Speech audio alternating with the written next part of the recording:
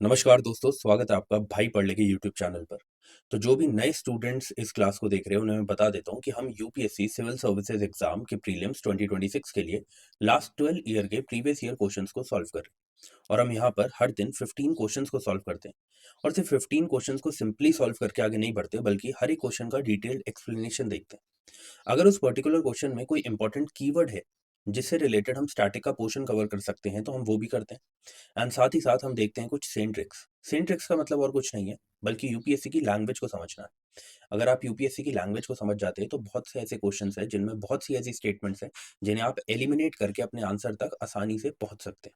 बाकी आपको ये पता होना चाहिए कि ये classes Monday to Friday daily होती है एंड दोपहर 2:05 को ये वीडियोस अपलोडेड हो जाती है।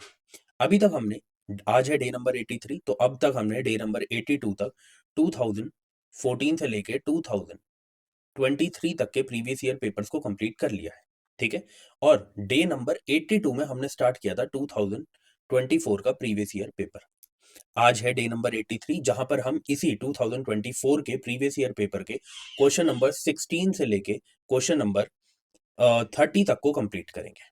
ठीक है। तो अब बिना टाइम वेस्ट करते हुए अपनी क्लास की तरफ चलते हैं।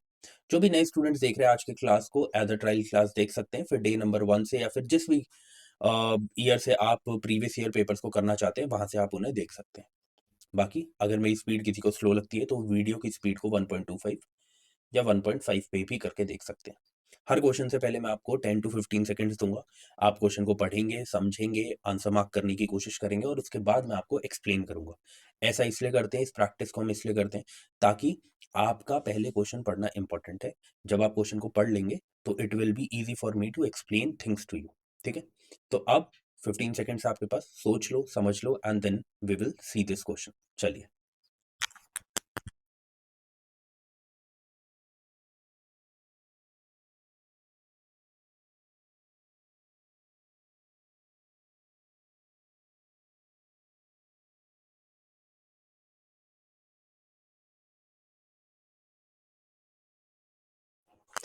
चलिए, तो देखिए, मैंने आपको 2 चीज़ें हमेशा बोली है। एक चीज़ मैंने बोला है कि आपको कुछ क्वेश्चन्स मिलेंगे नॉलेज बेस्ड, कुछ क्वेश्चन्स मिलेंगे एप्टीट्यूड बेस्ड और कुछ क्वेश्चन मिलेंगे दोनों का मिक्स, जिसमें नॉलेज प्लस एप्टीट्यूड दोनों चाहिए होंगे।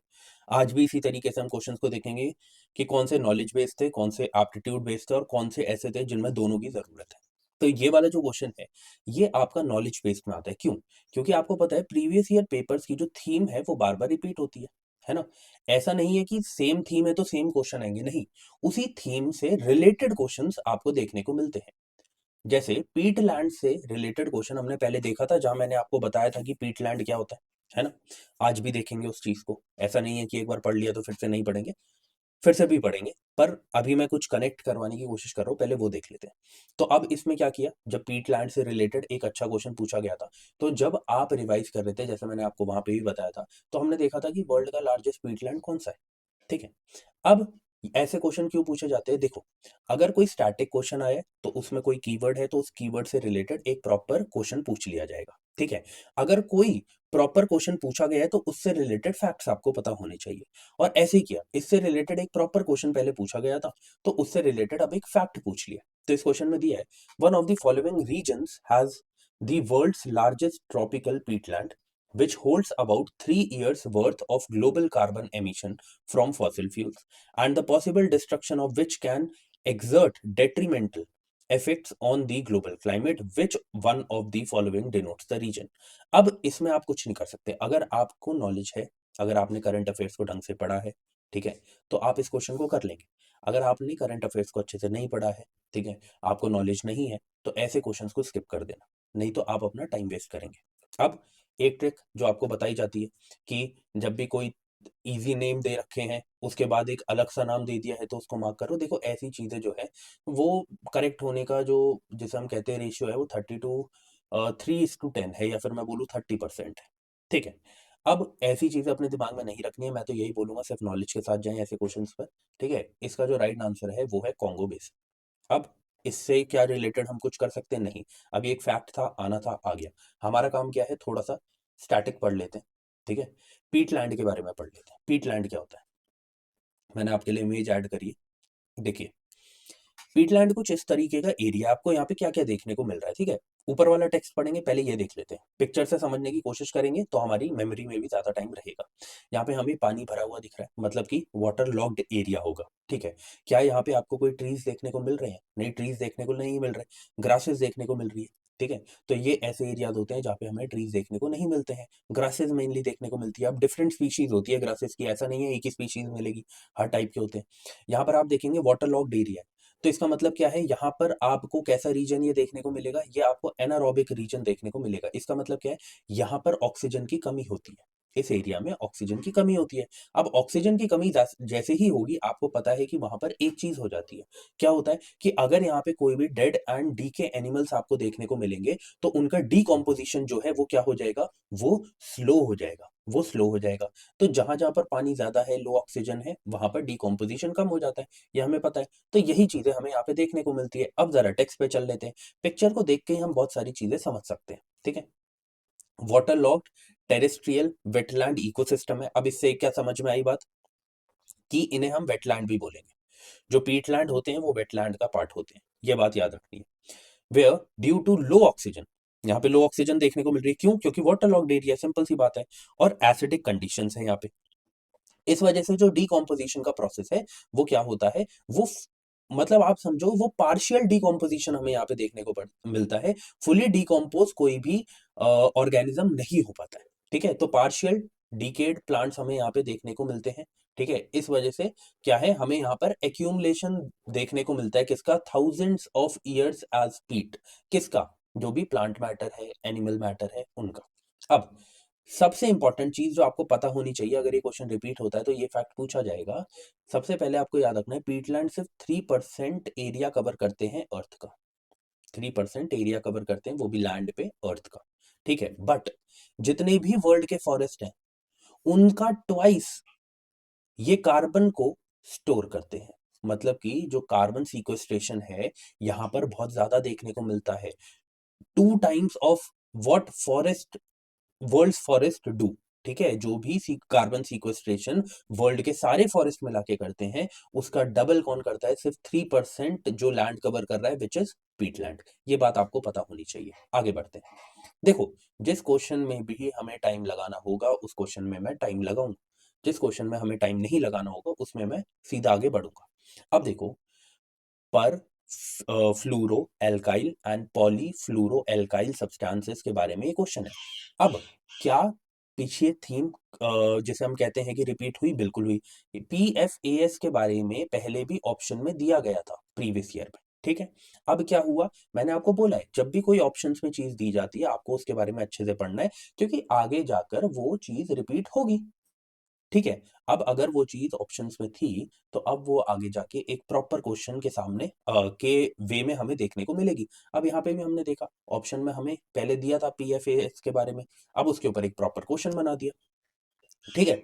अब यहाँ पे देखिए जरा, ये जो क्वेश्चन है, ये सिर्फ और सिर्फ अगर आपको ये पता हो कि पीएफएएस क्या होते हैं, तो उसके बाद आप इसे एप्टीट्यूड से कर सकते हैं, आपको कोई नॉलेज की जरूरत नहीं है। सिंपली जो यूपीएससी की लैंग्वेज आप 2014 से समझते हुए आए हैं, उससे आप इसे सॉल्व कर सकते हैं, ठीक है। 10 सेकेंड्स दे रहा हूँ, इसे पढ़ लो, फिर मैं आपको समझाता हूँ क्या सही है और क्या गलत है। चलिए,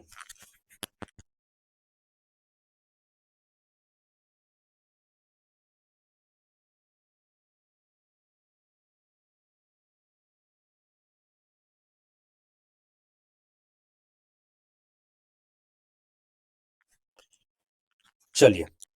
अब देखो जरा, जो ये पीएफएएस है ना, इसे फॉरएवर केमिकल्स भी बोला जाता है, फॉर एवर केमिकल्स, ठीक है। ये जो फॉर एवर केमिकल्स हैं, इन्हें फॉर एवर क्यों बोला जाता है? देखो क्या होता है, ये बहुत सारे हमारे प्रोडक्ट्स में यूज किया जाता है, जैसे फूड के पैकेजिंग प्रोडक्ट्स में भी यूज किया जाता है, ठीक है। जो बेवरेजेस हैं उनके पैकेजिंग में भी यूज किया जाता है। अब आपको पता है कि वैसे तो ये हार्ड है, ठीक है। ये जो प्लास्टिक है, एक टाइप का प्लास्टिक है, ये हार्ड है।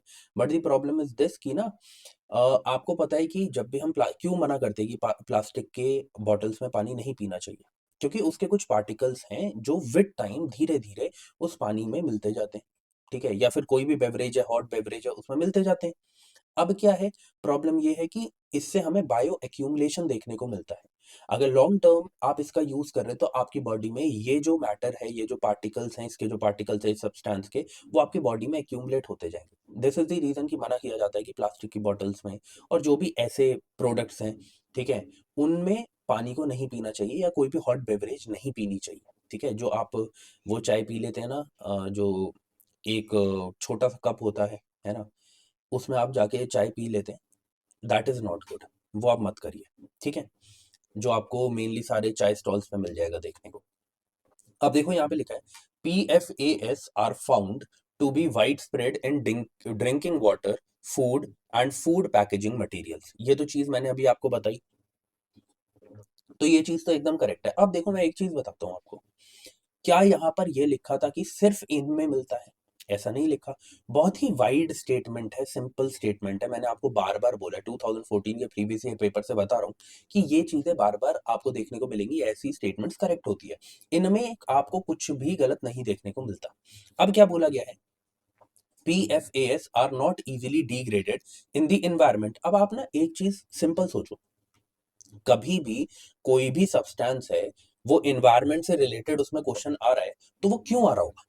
या तो वो इसलिए आ रहा होगा कि उसकी कमी हो गई है, या तो इसलिए आ रहा होगा कि वो एक्सटिंक्ट होने वाला है वो सब्सटेंस, या फिर उसको बंद कर दिया गया है, या फिर इसलिए आ रहा होगा कि उसको यूज किया जा रहा है और उसके बावजूद भी हमें ये पता है कि उसकी नेगेटिव साइड है। ठीक है, इसीलिए क्वेश्चन पूछे जाते हैं इन्वायरमेंट के। तो आप ये बात सोचो कि एक ऐसा प्रोडक्ट की बात करी जा रही है जो कंज्यूमर प्रोडक्ट है, तो उसके ऊपर क्वेश्चन क्यों बनाएंगे? क्योंकि वो हमें हार्म कर रहा होगा, इसीलिए क्वेश्चन बनता है। और यही हुआ था, ये क्वेश्चन इसीलिए पूछा गया था क्योंकि 2025 में ये गाइडलाइंस आने की बात चल रही थी, प्रपोज्ड गाइडलाइंस थी कि इन्हें बैन किया जाए बहुत सारे मटेरियल्स में से। ठीक है, इसीलिए क्वेश्चन पूछा गया। यूपीएससी कभी भी कोई भी फालतू क्वेश्चन नहीं पूछती। हाँ, आपको 10 to 12 क्वेश्चंस या फिर 10 to 15 क्वेश्चन देखने को मिलेंगे जो कोई सेंस नहीं बनाएंगे, बट क्या वो आपका मतलब एग्जाम क्लियर होगा या नहीं होगा वो डिसाइड करता है? बिल्कुल भी नहीं। 50% से कम कट ऑफ जा रही है। डिसाइड क्या करेगा? आपके कोर सब्जेक्ट्स और आपकी कॉमन सेंस, बस। ठीक है, तो यहाँ पर भी इसीलिए पूछा जाता है, तो बिल्कुल ये ठीक है कि जो PFAS है वो इजीली डिग्रेडेबल नहीं है। ठीक है, फिर उसके बाद persistent exposure to PFAS can lead to bioaccumulation in animal bodies। बिल्कुल ठीक बात है। अगर आप इसका बहुत लंबे टाइम तक यूज करेंगे तो इसके जो पार्टिकल्स हैं वो आपकी बॉडी में एक्यूमुलेट होते जाएंगे। ठीक है, तो एकदम बात ठीक है। इसी की मैं बात कर रहा था अभी थोड़ी देर पहले। तो 1 2 एंड 3 जो है वो तीनों करेक्ट है इसमें। तो इसमें सिर्फ एप्टीट्यूड चलना था, कोई बहुत ही आपको यहाँ पे ऐसी स्टेटमेंट नहीं देखने को मिली जो बहुत एक्सट्रीम कर रही थी चीजों को। तो मैं वही कह रहा हूँ, अगर आपको सिर्फ इतना पता होता ना कि PFAS क्या होते हैं और ये कैसे पता होता प्रीवियस ईयर को करके, ठीक है, तो आप इस क्वेश्चन को कर जाते हैं आराम से। जो क्वेश्चन नहीं होने वाले हैं वो भी मैं आपको बताऊंगा। ठीक है, अब ये क्या है, अब अगर आपने तब नहीं पढ़ा था तो अब पढ़ लो। सबसे पहले तो जो फसाई है, FSSAI जो है, उसने 2025 में एक प्रपोजल दिया था। ठीक है, कि ऐसी गाइडलाइंस लानी चाहिए, ड्राफ्ट प्रपोजल था कि इनको हम बैन करें, ठीक है, फ्रॉम फूड पैकेज। तो इस वजह से क्वेश्चन पूछा गया ये होते क्या है। अब ऐसी चीजें मैं कहाँ पे कवर करता हूँ आपको पता है, मैं मंथली सेशंस लेता हूँ करंट अफेयर्स के, है ना, उसमें आपको ये सारी चीजें देखने को मिल जाएगी। जनवरी की जो मंथली करंट अफेयर्स है उसका मैं एक ही वीडियो में पूरी की पूरे जो महीने के क्वेश्चंस है वन शॉट में करवाऊंगा। ठीक है, तो इसलिए वो थोड़ा सा लेट हो रहा है। अभी 3 से 4 दिन में आपको वो सेशन देखने को मिल जाएगा, 3 से 4 दिन। ठीक है, तो आप तैयार रहना उसके लिए, है ना, टाइम निकाल के रखना। वो 4 से 5 घंटे का लेक्चर होगा, उसमें आपको क्वेश्चंस की फॉर्म में मैं सारी करंट अफेयर्स करवाऊंगा जनवरी की। अब देखो जरा, जो ये पर या फिर पॉलीफ्लूरो एल्काइल सब्सटेंसेज है जिन्हें हम PFAS बोलते हैं, इन्हें फॉरएवर केमिकल्स भी बोला जाता है। ठीक है, क्यों बोला जाता है? इनका डिग्रेडेशन मुश्किल है, ये मैं आपको पहले बता चुका हूं। ठीक है, अब क्या है कि क्यों ऐसा है, क्यों ये रीजन है कि इन्हें फॉरएवर केमिकल्स बोला जा रहा है, क्यों इनका डिग्रेडेशन स्लो है? इसका रीजन ये है कि इनके बीच में कार्बन और फ्लोराइन की जो बॉन्ड है वो काफी ज्यादा स्ट्रांग है। जब इनके बीच में ये बॉन्ड स्ट्रांग है तो इस बॉन्ड को तोड़ना मुश्किल है और इस वजह से ये डिग्रेड नहीं होते, है ना। प्योर केमिस्ट्री का बेसिक है ना। अब देखो जरा, ये रेजिस्ट करता है एनवायरमेंटल डिग्रेडेशन को, ये मैं आपको बता चुका हूं। जो कंज्यूमर गुड्स है जैसे कि नॉन स्टिक कुकवेयर हो गया, वाटरप्रूफ क्लोथिंग हो गई, फूड पैकेजिंग हो गई, इसमें इसको यूज किया जाता है। But it is very dangerous क्योंकि यहाँ पे हमें इसकी वजह से बायो एक्यूमुलेशन देखने को मिलता है ह्यूमन एंड एनिमल टिश्यूज में। ठीक है? और इस वजह से ही एक प्रपोज़ल को ड्राफ्ट किया गया था कि इसे बैन करना चाहिए, ठीक है? और इसीलिए क्वेश्चन पूछा गया। तो बस इतना बेसिक आपको इसके बारे में पता होना चाहिए, आगे बढ़ते हैं। अब ये क्वेश्चन था यार, थोड़ा जो वो मैं कहता हूँ ना 10 से 15 क्वेश्चन आते हैं, जो कहीं से निकल जाते हैं, कहाँ को पता ही नहीं चलता, ठीक है? तो ये उन्हीं में से एक क्वेश्चन है, जो ये 18th क्वेश्चन है, फिर भी मैं आपको दे रहा हूँ 10 सेकंड्स, आप सोच लो, समझ लो। फिर हम देखते हैं एक इंपॉर्टेंट कीवर्ड है यहाँ पे, पैरासिटॉइड। ये पैरासिटॉइड क्या होता है? और पैरासिटॉइड और पैरासाइट में क्या डिफरेंस होता है? ये हमें पता होना चाहिए, क्योंकि अगर ये पूछ लिया है, तो ये कीवर्ड है, जो अगली बार शायद एनवायरनमेंट के क्वेश्चन में डाल के दे दे, कि क्या पता पैरासिटॉइड और पैरासाइट के बीच में डिफरेंस पूछ ले, है ना? तो ये पता होना चाहिए, इसलिए इसको हम डिस्कस करेंगे। बाकी इस क्वेश्चन को देख लेंगे अभी 10 सेकंड्स के बाद। आपके पास 10 सेकंड्स है, आराम से इसे सोचिए।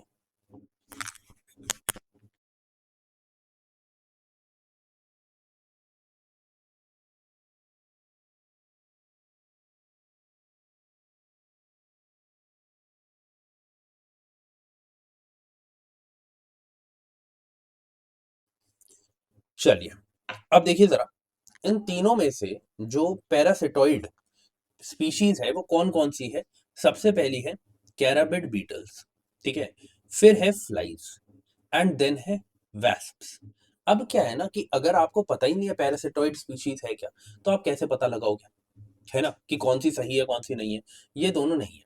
तो आंसर तो हमें मिल गया कि ओनली 3 है, बट हमें समझना पड़ेगा ये क्या होता है ना? इस पे चलते हैं। देखो, पैरासिटॉइड और पैरासाइट में एक बेसिक सा डिफरेंस बताता हूँ, जिससे आपको समझ में आ जाएगा पैरासिटॉइड स्पीशीज होती क्या है। देखो, पैरासाइट और पैरासिटॉइड दोनों होस्ट के ऊपर जीते हैं। आपको पता है कि ये क्या है? पैरासाइट जैसे होता है, पैरासाइट आपको इजीली पता है, इसलिए मैं आपको बता देता हूँ उसकी हेल्प से। पैरासाइट क्या है? वो एक होस्ट को ढूंढेंगे और उसकी बॉडी पर अपनी पूरी लाइफ को काटेंगे, ठीक है? ऐसा करते हैं वो। बट ये क्या करते हैं ना, जैसे टिक्स हो गए, फ्लीज हो गई।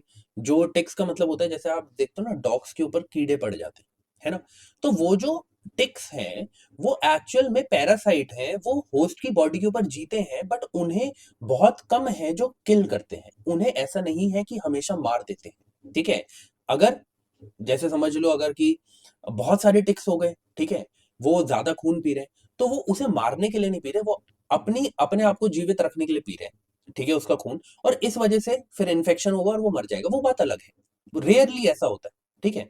बट जो पैरासिटॉइड है, वो होस्ट की बॉडी पे जीते हैं और हमेशा उसे मार देते हैं, और हमेशा उसे मार देते हैं। ये सिंपल सा डिफरेंस है पैरासाइट और पैरासिटॉइड के बीच में। ये हमेशा याद रखना। हो सकता है पैरासिटॉइड को इंट्रोड्यूस किया है, तो पैरासिटॉइड के ऊपर क्वेश्चन पूछ ले, या पैरासाइट और पैरासिटॉइड को कंपेयर करके क्वेश्चन पूछ ले, ठीक है? तो आपको इसके बारे में पता होना चाहिए।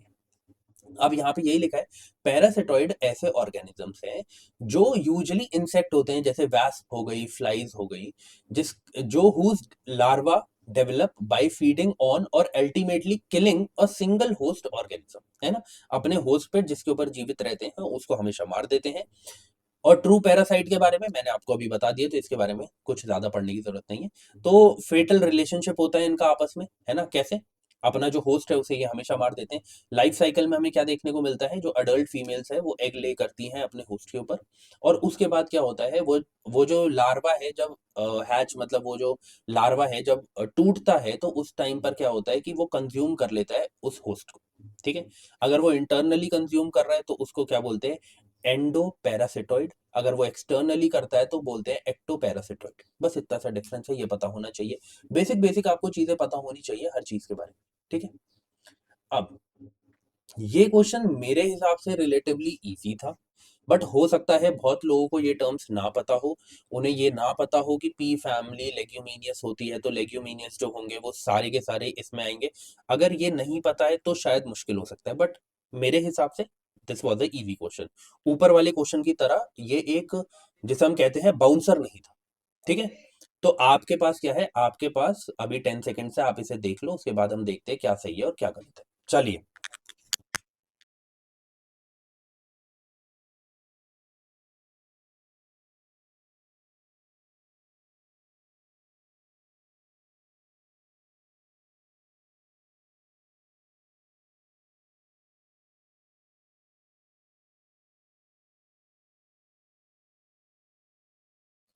चलिए, अब देखिए जरा, जैसे ग्राउंड नट है, ग्राउंड नट का मतलब क्या होता है? पीनट्स, है ना, पीनट्स। अब ये जो ग्राउंड नट है वो पीनट्स होते हैं। पीनट्स आपको पता है फैबेसियाई फैमिली के होते हैं, इसके बारे में हमने पहले प्रीवियस ईयर पेपर में बात करी है। हॉर्स ग्राम हो गया, वो हॉर्स ग्राम से ये समझो कि वो बोलते हैं ना कि चने खाओ घोड़े की तरह हो जाओगे, तो वो जो चने हैं जो घोड़ों को खिलाए जाते हैं वही हॉर्स ग्राम, ठीक है। तो चने हैं, ये चने आपको पता है पी फैमिली के होते हैं। सोयाबीन की बात करें, सोयाबीन भी हमारी पी फैमिली की होती है। ये तीनों ही किस फैमिली से बिलोंग करते हैं? फैबेसिए, ठीक है। अब प्रोनाउंसिएशन शायद अलग हो सकती है, बट मेरे हिसाब से यही सही है, फैमिली, ठीक है। इस फैमिली के होते हैं, और पी फैमिली के होते हैं, ठीक है, लेग्यूमिनियस होते हैं, ठीक है।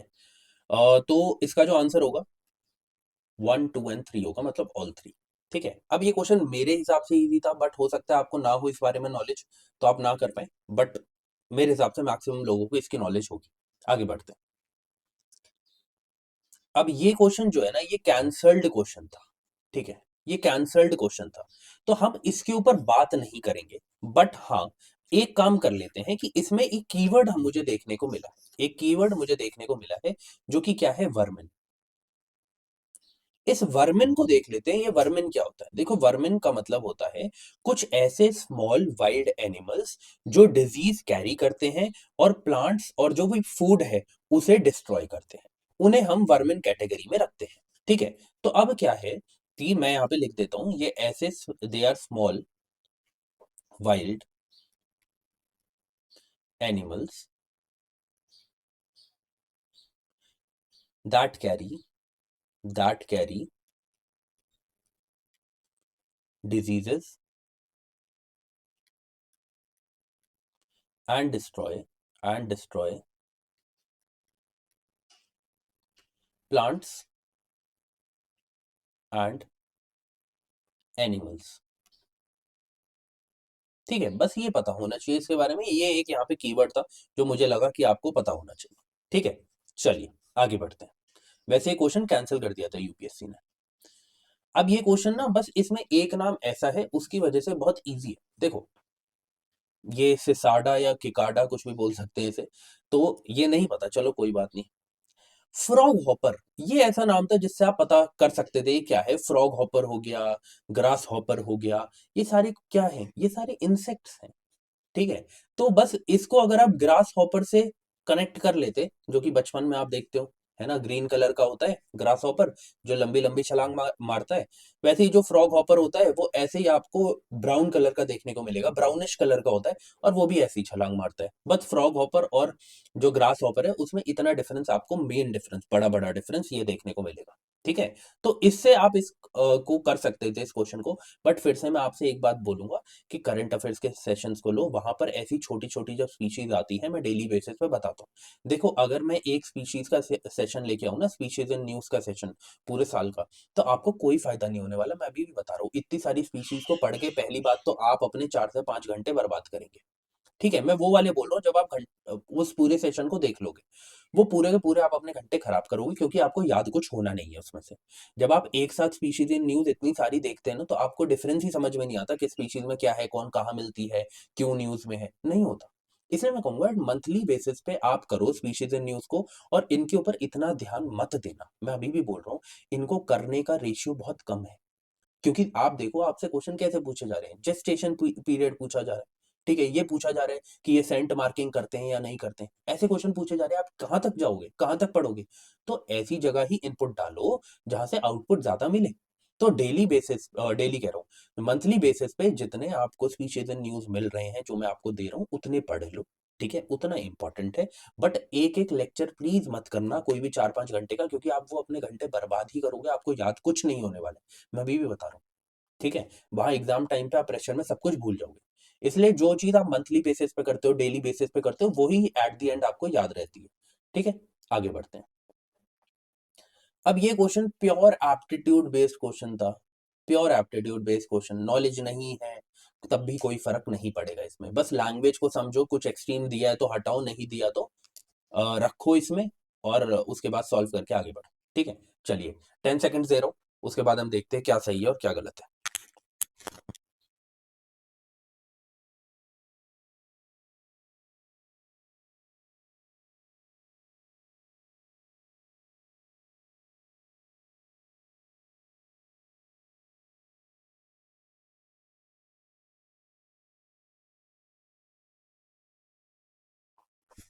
चलिए, अब यहाँ पे क्या लिखा है, many chewing gums found in the market are considered a source of environmental pollution. अब यूपीएससी की लैंग्वेज पे आते हैं।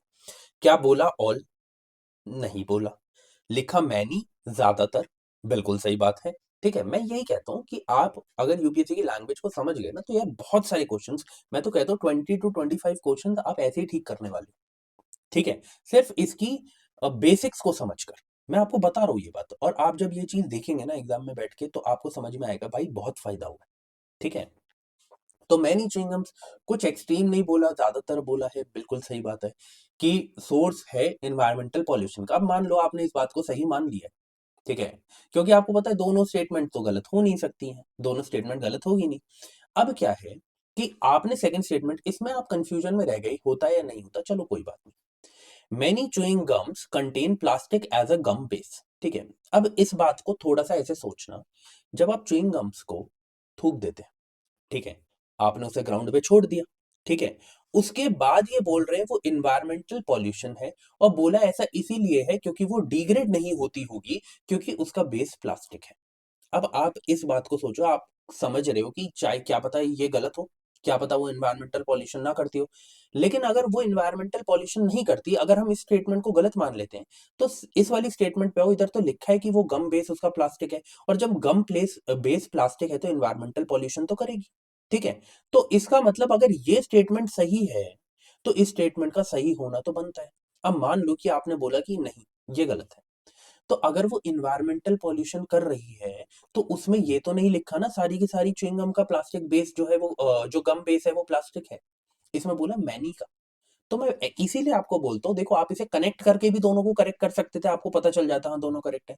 नहीं भी करते तो सिंपली आप इसकी लैंग्वेज को समझो, ये नहीं बोला सारी की सारी, ये बोला है ज्यादातर। और जब भी यूपीएससी ज्यादातर बोलता है, ठीक है, ऐसे नहीं बोलता कि ऑल, तो हमेशा वो चीज ठीक होती है, इस बात को याद रखना। और यही इसका राइट एक्सप्लेनेशन है कि, और इसीलिए मना किया जाता है कि च्युइंगम को नहीं खाना चाहिए। ठीक है, अब आप बोलोगे सर सारी चीजें तो मना कर रहे हो खाने के लिए, फिर खाएं क्या? ठीक है, अब देखो जो जो गलत है वो तो बोलना ही पड़ेगा, अब चाहे आपको कितना ही पसंद हो। आगे बढ़ते हैं। अब ये क्वेश्चन ऐसा था, देखो, अब देखो आप खुद सोचना भी, ये एनिमल जो है इनके बारे में पूछ लिया, अब कितने एनिमल याद करोगे? खुद सोचना, जब अगर जो भी लोग स्पीशीज इन न्यूज के लेक्चर्स देखना शुरू कर देते हैं, आप कितने याद कर लोगे? प्लेसेस इन न्यूज रिलेटेबल होता है, याद हो जाता है, कोई बड़ा इवेंट हुआ होता है, स्पीशीज इन न्यूज कहाँ तक याद करोगे? इसलिए कह रहा हूँ डेली बेसिस पे, मंथली बेसिस पे जो चीजें पढ़ पा रहे हो वो पढ़ लो। वो मत करना कि लास्ट के 1 महीने में स्पीशीज इन न्यूज रट्टा मारे जा रहे हो, ये मत करना प्लीज। ठीक है, अब देखो ये क्वेश्चन हार्ड था, करना बहुत मुश्किल था, और एक एक्सट्रीम क्वेश्चन था क्योंकि तीनों ही स्टेटमेंट इसमें गलत दी गई थी। आपको जो इंद्री है, ये आपको ना एक छोटा सा एनिमल देखने को मिलेगा, मैं कैसे बताऊँ, आप इसकी इमेज देखना, ठीक है, क्योंकि इसको मैं किसी से कंपेयर नहीं कर सकता।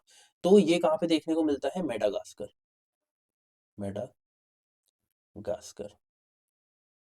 वहीं पे एल्क है। एल्क, एल्क होता है एक डियर की तरह होता है, जो बारहसिंगा आपने देखा है उसकी तरह होता है, बट स्पीशीज अलग है इसलिए नाम अलग है।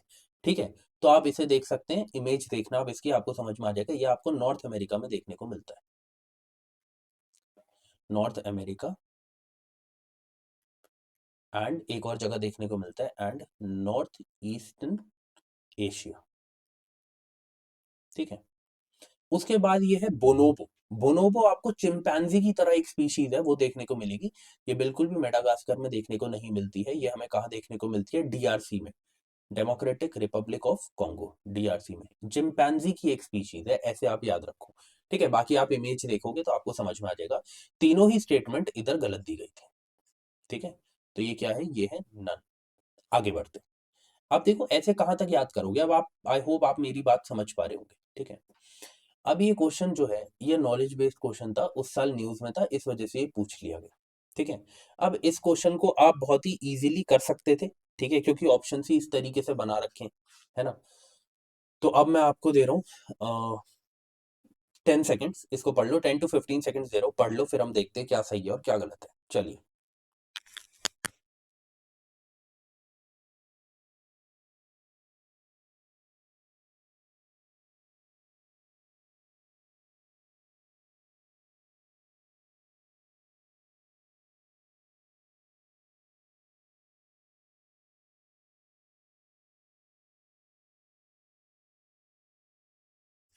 चलिए, देखिए एक बात बताता हूँ, ये क्वेश्चन उस टाइम की न्यूज़ में था, इस वजह से ये क्वेश्चन पूछा गया। हाँ, डूएबल था, अगर आपको बेसिक पता होता, जैसे आपको अगर ये पता होता ये एक एनजीओ है, ठीक है? तो आपको पता होता वर्ल्ड टॉयलेट ऑर्गेनाइजेशन जो है, जब एक एनजीओ है तो वो स्पेशलाइज्ड एजेंसी कैसे हो सकती है यूनाइटेड नेशंस की, एकदम गलत हो गया। फिर उसके बाद क्या है, वर्ल्ड टॉयलेट समिट हो गया, वर्ल्ड टॉयलेट डे हो गया, वर्ल्ड टॉयलेट कॉलेज हो गया, are initiatives of this organization to inspire action to tackle the global sanitation crisis. अब सैनिटेशन, टॉयलेट, टॉयलेट, टॉयलेट, बिल्कुल समझ में आ गया हमें कि कनेक्टेड है। प्लस बोला आर दी इनिशिएटिव्स, ऐसा नहीं बोला है कि सिर्फ यही इनिशिएटिव्स हैं, ठीक है? इन्होंने बोला कि ये जो सारे हैं ये इस ऑर्गेनाइजेशन के इनिशिएटिव्स हैं, और किस लिए है, सैनिटेशन क्राइसिस से जूझने के लिए, टैकल करने के लिए। एकदम बात ठीक है, ठीक है? तो वन गलत है, यहां आ गए। टू सही है, यहां चले गए। अब थर्ड का है। अब देखो, जब भी मैंने आपको क्या बोला है, देखो ये वैसे तो प्योर नॉलेज बेस्ड क्वेश्चन था, इसमें एप्टीट्यूड बहुत कम लगेगा, बहुत कम लगेगा, पर फिर भी मैंने आपको एक चीज बताई है कि ना, जब भी वो ज्यादा एक चीज पर तवज्जो देने की कोशिश करे, जैसे वो इस स्टेटमेंट को ऐसे लिख देते, ये लिख सकते थे कि one of its function is to grant the funds to the least developed countries and developing countries to achieve the end of open defecation, ऐसा वो कर सकते थे। बट उन्होंने क्या किया, द मेन फोकस, ज्यादा तवज्जो दे रहे हैं भाई साहब, ठीक है? और मैंने आपको दिखाया 2014 से ये बात, कि जब भी वो ऐसा करते हैं, ठीक है, तो वो हमेशा स्टेटमेंट को गलत करते हैं। जब भी वो बोलेंगे कि प्राइमरी रिकमेंडेशन इसकी ये थी, प्राइमरी सोर्स इस पर्टिकुलर चीज का ये है, ऐसी चीजें क्या है, ऐसी चीजें वो गलत करते हैं, इस बात को ध्यान रखना। बट फिर भी मैं कहूंगा कि 90% ये जो क्वेश्चन था सिर्फ नॉलेज बेस्ड था, क्योंकि करंट अफेयर्स का पार्ट था और ये पढ़ना इंपॉर्टेंट था, ठीक है? बट फिर भी अगर कोई इन चीजों को पकड़ना चाहे तो वो इस चीज से पकड़ सकता है कि ये स्टेटमेंट गलत है, ठीक है? तो जो इसका राइट आंसर था वो क्या था, ओनली टू, ठीक है? आगे बढ़ते हैं। बट फिर भी मैं कहूंगा ना, जैसे इधर सिर्फ 15 स्पेशलाइज्ड एजेंसीज हैं यूएन की, वो आपको पता होना चाहिए। अगर आपको वो पता होता तो आप इस ऑर्गेनाइजेशन को वैसे ही निकाल देते अपने दिमाग से, ठीक है? तो कुछ चीजें हैं स्टैटिक की, फैक्ट्स जो हैं आपको पता होनी चाहिए। जैसे यूएन की कितनी एजेंसीज हैं, 15 एजेंसीज हैं, ठीक है? अब कौन कौन सी है, हेल्थ एंड डेवलपमेंट पे कौन काम कर रहा है, WHO, FAO, IFAD and UNIDO, ठीक है? World bank group. उसके बाद लेबर एंड टेक्निकल स्टैंडर्ड्स की बात करें तो कौन कर रहे हैं, ILO, IMO, ICAO, ITU, UPU, WMO। वैसे इंटेलेक्चुअल प्रॉपर्टी एंड कल्चर से रिलेटेड कौन कर रहा है काम, विपो, WIPO, यूनेस्को। फिर फाइनेंस एंड टूरिज्म की बात करें तो कौन काम कर रहे हैं, IMF एंड UN टूरिज्म। तो ये 15 स्पेशलाइज्ड एजेंसीज हैं जिनके बारे में आपको पता होना चाहिए, ठीक है? आगे बढ़ते हैं। अब देखो, ये क्वेश्चन है, ये कॉमन सेंस का क्वेश्चन है, एप्टीट्यूड का क्वेश्चन है, स्पीशीज इन न्यूज से इसका रिलेशन कुछ भी नहीं है। अगर प्योर एप्टीट्यूड आप लगाते हैं ना, प्योर एप्टीट्यूड, तो आप इस क्वेश्चन को आराम से कर लेंगे, ठीक है? मैं आपको 10 सेकंड दे रहा हूं, सोच लो, समझ लो, फिर हम देखते हैं क्या सही है और क्या गलत है। चलिए।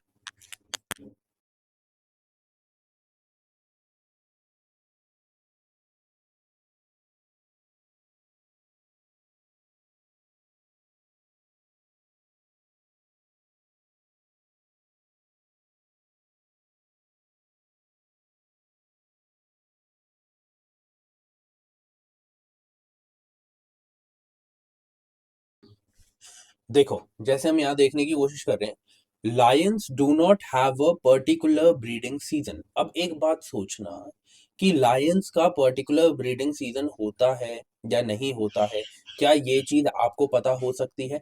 पता हो ना हो कोई बात नहीं, उसको उस टाइम के लिए छोड़ दो। उसके बाद बोला है, unlike most other big cats चीता डू नॉट रोर। ये बात तो हमें पता है कि चीता जो है वो रोर नहीं करता है, ये तो कॉमन सेंस वाली बात है ना? अगर आप थोड़ा सा भी इन चीजों में मतलब आपने वो देखा होगा बचपन में, क्या नाम है उसका, डिस्कवरी चैनल, तो आपको ये बात पता होगा कि चीता रोर नहीं करते हैं, है ना? उसके बाद चलो, ये नहीं पता, ये पता है, तो उससे हमें इतना तो पता चल गया कि ये स्टेटमेंट करेक्ट नहीं हो सकती है। आगे बढ़ते हैं। Unlike male lions, male leopards do not proclaim their territory by scent marking. scent marking का मतलब क्या होता है? scent marking में बहुत सारी चीजें आती हैं। जैसे आपको देखा है कि डॉग्स डॉग्स का एग्जांपल लेते हैं। डॉग्स क्या करते हैं? यूरिनेट करते हैं, ठीक है, जगह जगह जाकर, उससे वो अपनी टेरिटरी को मार्क कर रहे होते हैं। आपने देखा होगा लायन जैसे होते हैं, वो क्या करते हैं? वो पेड़ के ऊपर जितना ऊंचा हो सके उतना ऊंचा जाके अपने जिसे हम कहते हैं नेल्स से वहां पे मार्किंग करते हैं, जिससे ये समझ में आता है, जैसे ये समझ लो ट्री है, तो ये जो भी लायन है वो क्या करेगा? कोशिश करेगा जितना ऊपर मार्क लगा सके अपने नेल से उतना ऊपर मार्क लगाए, ताकि जब अगर कोई भी यहाँ पर और जानवर आता है तो उसे पता चल सके कि यहाँ पर जो भी एनिमल है वो कितना बड़ा है, ठीक है। ये भी सेंट मार्किंग में आता है। उसके बाद आपको क्या देखने को मिलेगा कि ये आसपास के प्लांट्स में, आसपास के पेड़ में जाकर अपनी नेक से या अपनी चीक से क्या करते हैं? यहाँ पर इस एरिया को जिसे हम कहते हैं कि स्क्रैच करते हैं, ठीक है, जिससे उनका सेंट यहाँ पर मिले और कोई भी अगर बाहर से एनिमल आ रहे तो उसे पता हो कि ये किसी और की टेरिटरी है। ऐसी सारी चीजें हमें देखने को मिलती हैं। डॉग तक ये काम करता है, कैट तक ये काम करती है, लायंस करते हैं, टाइगर्स करते हैं, तो लेपर्ड क्यों नहीं करेंगे? कभी सोचा? भाई मेल लेपर्ड का क्या कोई अलग तरीका होगा टेरिटरी को प्रोक्लेम करने का?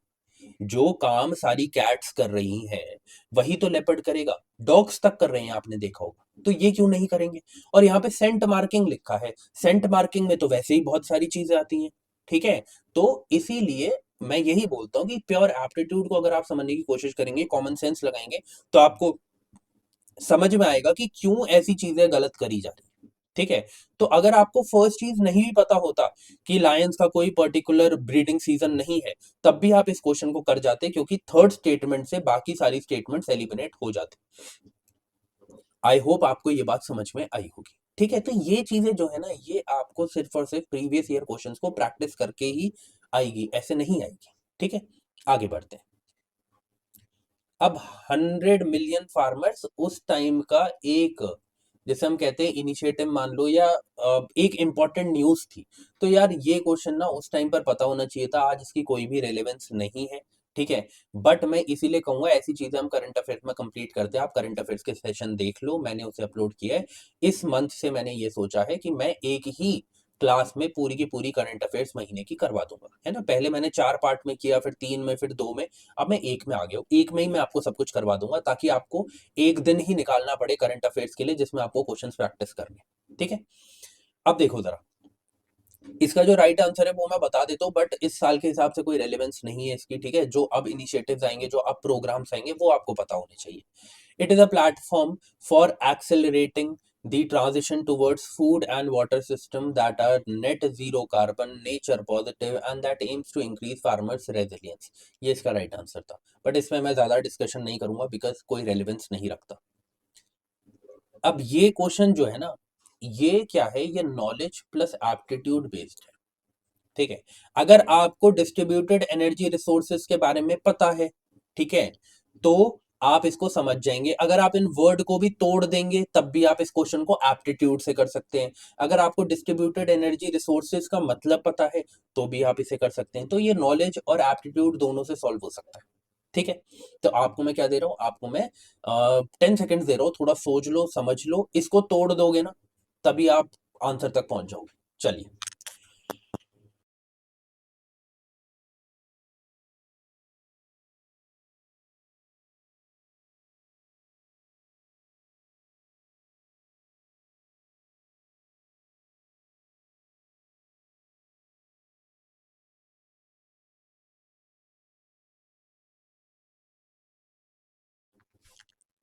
चलिए, अब देखिए जरा, और 27 तक पहुंच गए, मतलब काफी क्वेश्चन हमारे हो गए हैं। इसके बाद 3 क्वेश्चन बचे हैं। तो आपको पता है ना आपको क्या करना होता है? लास्ट में आप मुझे बताएंगे कमेंट सेक्शन में कि आपके 15 में से कितने क्वेश्चन ठीक हुए हैं, ठीक है।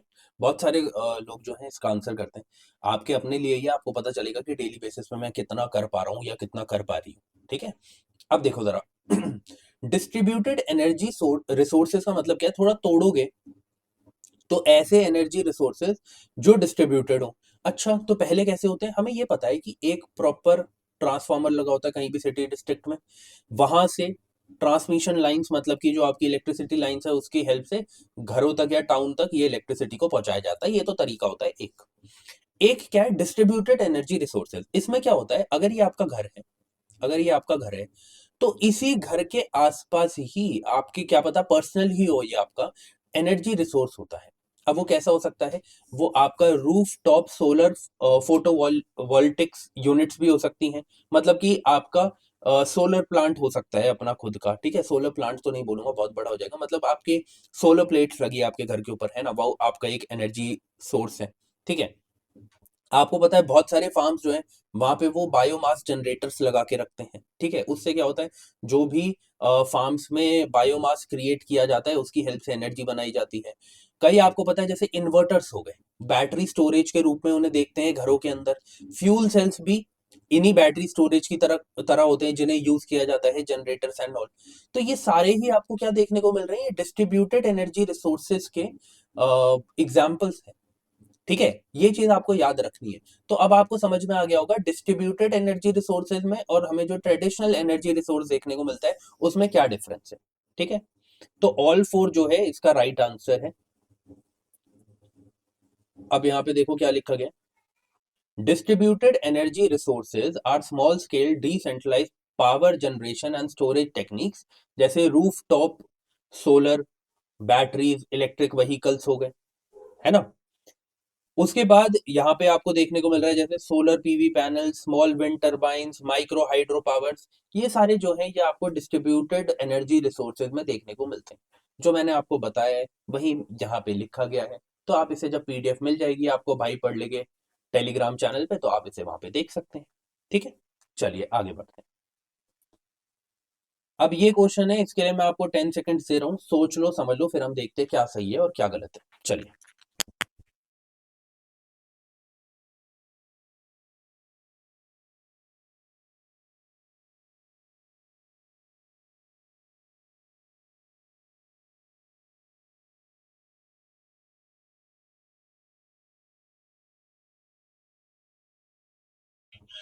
चलिए।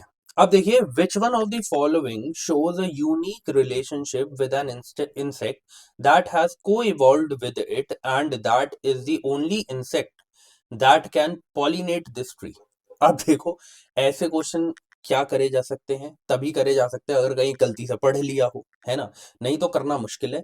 बट फिर वही एक बात बताता हूँ, देखो मेरा काम है आपको हर चीज बताना। अब देखो वही चीज है, महुआ, सैंडलवुड, सिल्क कॉटन के बारे में आपने पढ़ा होगा, फिग के बारे में अभी आपने कभी नहीं पढ़ा, ये यहाँ पे क्यों दिया गया, ठीक है। तो वो वाला जो है ना, जो मैंने आपको बोला कि 30 to 40% जो है ये करेक्ट हो जाता है 30 to 40% ऑफ द टाइम्स, वो यही क्वेश्चन है। देखो यहाँ पे ये ठीक है कि बाकी सारे सिंपल आपको प्लांट्स दिए गए हैं, ट्रीज दिए गए हैं, बट एक फिग ट्री दे दिया जिसको आपने कभी शायद सुना भी नहीं हुआ, वो आंसर हो गया। बट ऐसी चीजें 30 to 40% ही करेक्ट होती है। मेरा मतलब सिर्फ इतना है कि मैं आपको सब कुछ बताऊंगा कि कहाँ पे कौन सी चीजें होती हैं, कौन सी चीजें नहीं होती है। बट मैं उसके साथ ये भी बताऊंगा, सिर्फ व्यूज बटोरने के लिए आपको ये नहीं कहूंगा क्वेश्चन को सिलेक्ट करके कि यहाँ पे ये हो रहा है, नहीं। मेरा काम है हर एक क्वेश्चन में आपको बताऊं कि कहाँ पे ये चीज लग रही है, कहाँ पे नहीं लग रही है, ताकि आपका अपना डिसीजन हो आपको ये चीज यूज करनी है एग्जाम में या नहीं करनी है, ठीक है। आगे बढ़ते हैं। तो इस तरीके से आपको ये देखने को मिलेगा, ये जो है ये क्या है, ये फिग ट्री है, फिग ट्री है, ठीक है। और आपको ये क्या देखने को मिलेंगे, ये जो ब्लैक ब्लैक देखने को मिल रहे हैं ये है फिग वेस्प, ठीक है। अब इस क्वेश्चन में और कुछ नहीं किया जा सकता है, बस इतना ही जान लो जो है, ठीक है। फिर आगे बढ़ते हैं।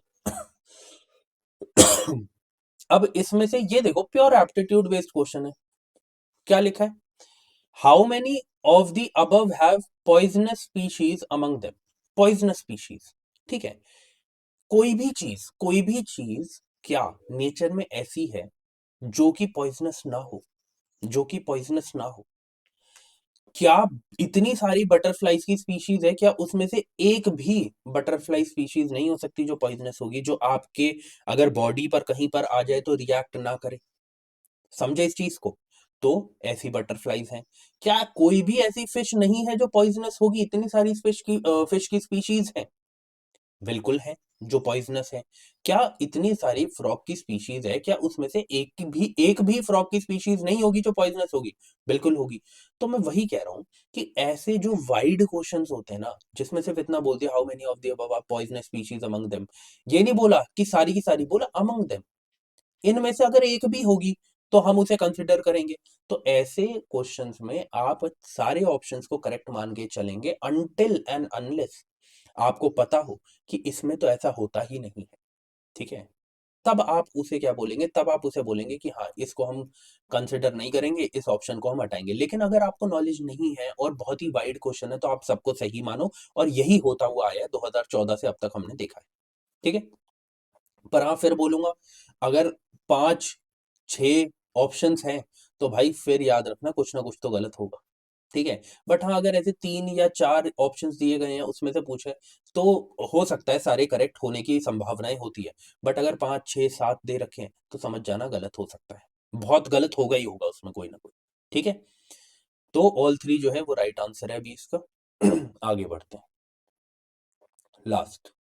अब ये क्वेश्चन आप सोचो कितनी बार रिपीट हो गया है। बस पहले जो इसमें क्वेश्चन आ गया था वो ये आ गया था कि पोर्तुगीज ने कौन सा इंट्रोड्यूस किया। फिर एक क्वेश्चन आया कि ओल्ड वर्ल्ड से न्यू वर्ल्ड में कौन से प्लांट्स को या कौन से फूड सब्सटेंसेस को ऐड किया गया है। ठीक है? अब क्वेश्चन को फिर से पूछ लिया और कैसे पूछा है कि इनमें से कौन से ट्रीज हैं जो इंडिया के नेटिव है, इंडिया के नेटिव है। अब एक बात बताओ, इतनी बार मैंने आपको बता दिया कि पोर्तुगीज क्या क्या लेके आए थे। उसमें बार बार मैंने बताया, पपाया लेके आए थे, कैश्यू लेके आए थे, टमाटो लेके आए थे, पोटैटो लेके आए थे, चिलीज लेके आए थे, और इतनी सारी चीजें मैंने आपको बता दी। व्हीट तक वो लेके आए थे। ठीक है?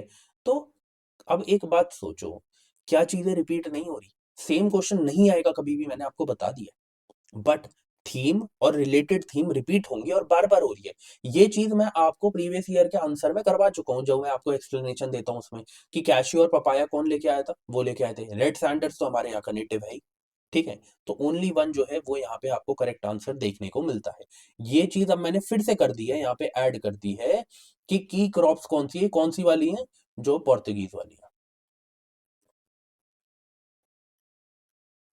ठीक है? इनका अब आप याद रखना कौन कौन से, जैसे potatoes, tomatoes, chillies, tobacco, cashew nuts, अभी पीछे देख लिया, काजू, pineapple, papaya, guava, sweet potato, cassava, ground nut, pumpkin, ये सारे कौन लेके आए हैं? ये सारे पोर्तुगीज लेके आए हैं। ठीक है? इस चीज को आपको याद रखना है। इनसे बार बार क्वेश्चन पूछा जा रहा है, तो भाई एक बार पढ़ ही लो, एक बार टाइम लगा के, है ना? तो यही था आज का सेशन, और आई होप आपको ये सेशन पसंद आया होगा। है ना? पसंद आया होगा तो वीडियो को लाइक कर देना, चैनल को सब्सक्राइब कर देना, और मुझे कमेंट सेक्शन में जरूर बताना आपके कितने क्वेश्चंस जो है वो ठीक हुए। ठीक है? अब हम मिलते हैं अपने नेक्स्ट लेक्चर में, जो कि होगा कल। तब तक के लिए जय हिंद।